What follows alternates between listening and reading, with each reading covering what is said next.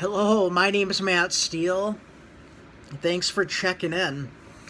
I am in the process of revamping a few things in terms of my website and my content and what I want to do.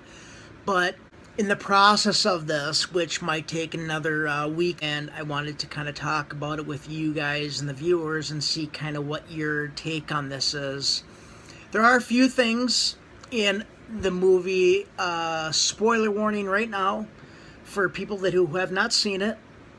Avengers Infinity War. Great movie. Highly recommend it. Go see it. Let's dive into it.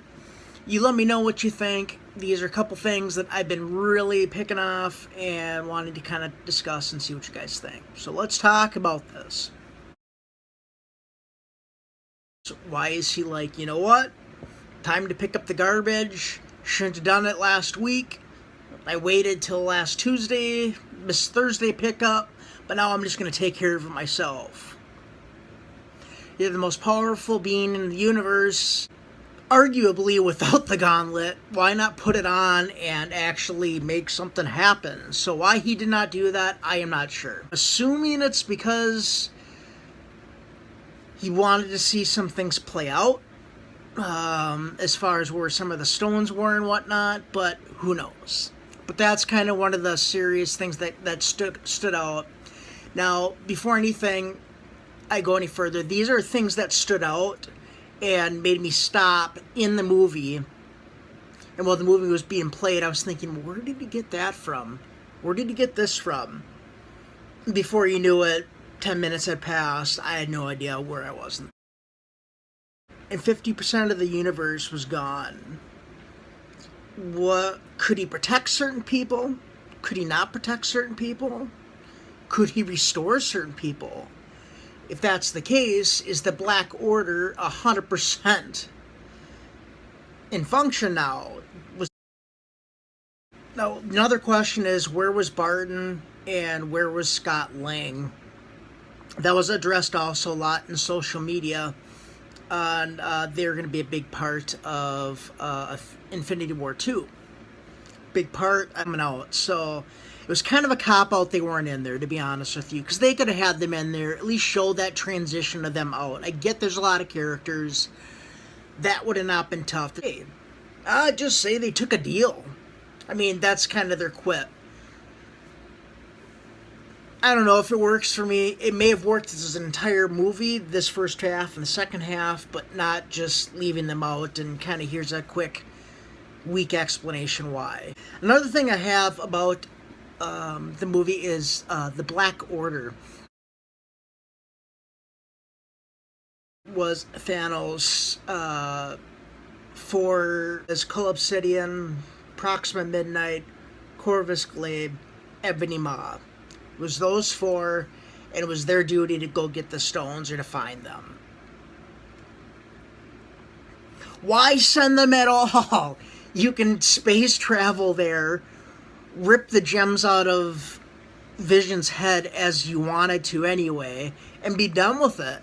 It's a strange strategy by Thanos, that's for sure. Obviously, not for us as the viewers, but that happened. What are their powers? What can they do? Can Ebony Maw do this? Could he survive in space? Could he pull himself back to the spaceship? I mean, there's so much you could do, especially when you have the ability of telekinesis. As far as comic books are concerned, it's basically an unlimited power. You could do anything with it. You know, it was cool that they added them and people knew who they were, but what happened to them and where did they go and are they coming back? So when Proxima Midnight and Corvus Glaive were fighting Captain America in the subway in Scotland, I'm sorry, I forget her name, Black Widow and Falcon defeat these three to the point where they got to get beamed up. Is there a problem here? How on earth is Black Widow able to beat Proxima Midnight and anything else anywhere at any point in this movie. Look at the footage, and I've watched the movie a few times. There's no way that should have happened at all. At least through another superpower being in there, or have Wanda help more than she did at the time. But the fact that they got their butts wiped by these heroes, especially Falcon. It's just, what's Falcon doing in these things? He wears a glider. Why did Earth have two stones? These are universal entities. Anywhere in the universe. If we're talking about making things easy, why are we putting two stones on Earth? I know it wasn't planned. I know it wasn't like, hey, give us those stones, we'll take them. But why are they there? Why isn't the instant someone has the knowledge that Thanos is trying to create this gauntlet, that these gems aren't just blowing light years away or crushed or something? I have a book that talks about Marvel's powers and what they can do. Even talks about their power levels, as for instance, Ant-Man. Here we go. Ant-Man. He's got his name, height, weight. Wow, he's 190 pounds. Eyes, blue, hair, powers, foes, allies.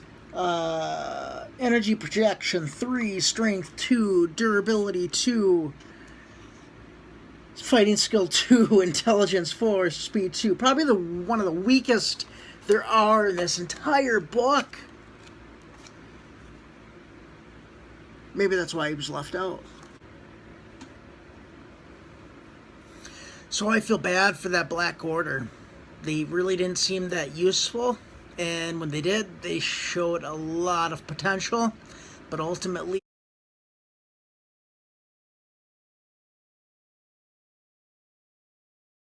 team went to nowhere. And the other team went to Nidavellir to get Thor's Stormbreaker, the Reality Stone from the Collector, which was placed there by Thor's team. They went to the Collector to get the stone, to find that Thanos was already there trying to get the stone away from the Collector. The team storms in. Gamora, first and foremost, goes in, gives a fatal wound and a neck slash to Thanos, and he dies, apparently. Learn to come out and realize that the Reality Stone was creating this projection, and Thanos dies. Gamora cries, and that's it. Pretty easy. Or actually already had the Reality Stone, took that, made a reality in which they were seen to lure Gamora in so he could capture her to find information on the Soul Stone.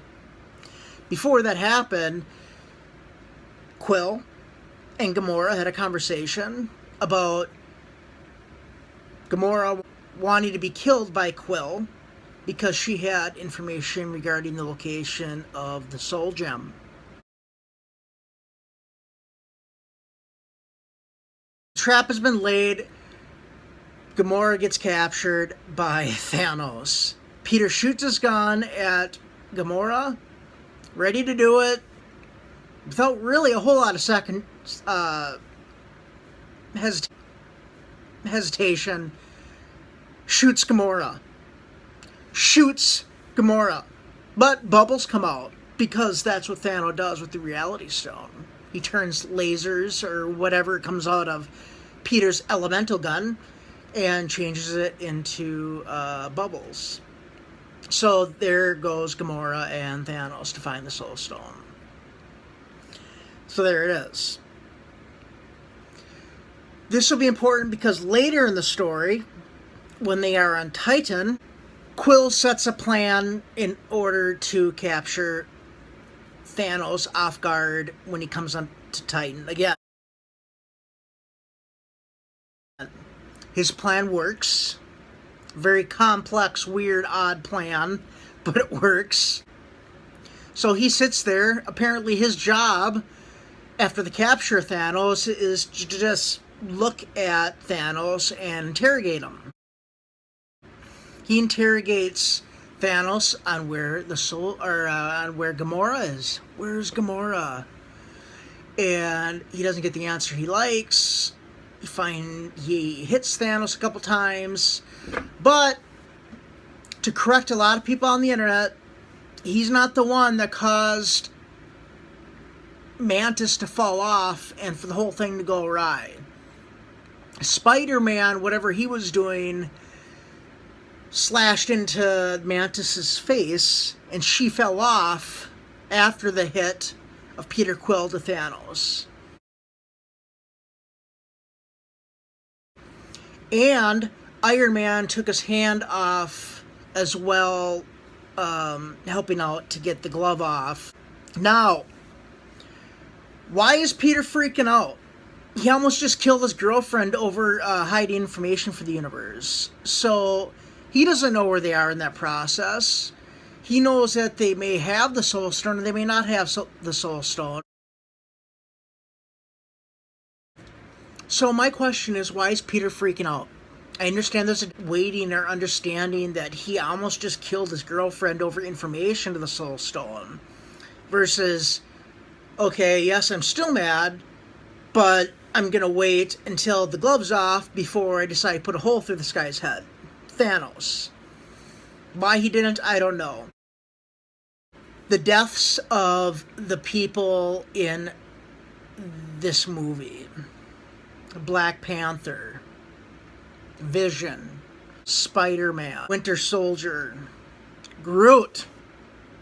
That they all perished. And they turned to dust. Sad. Very sad.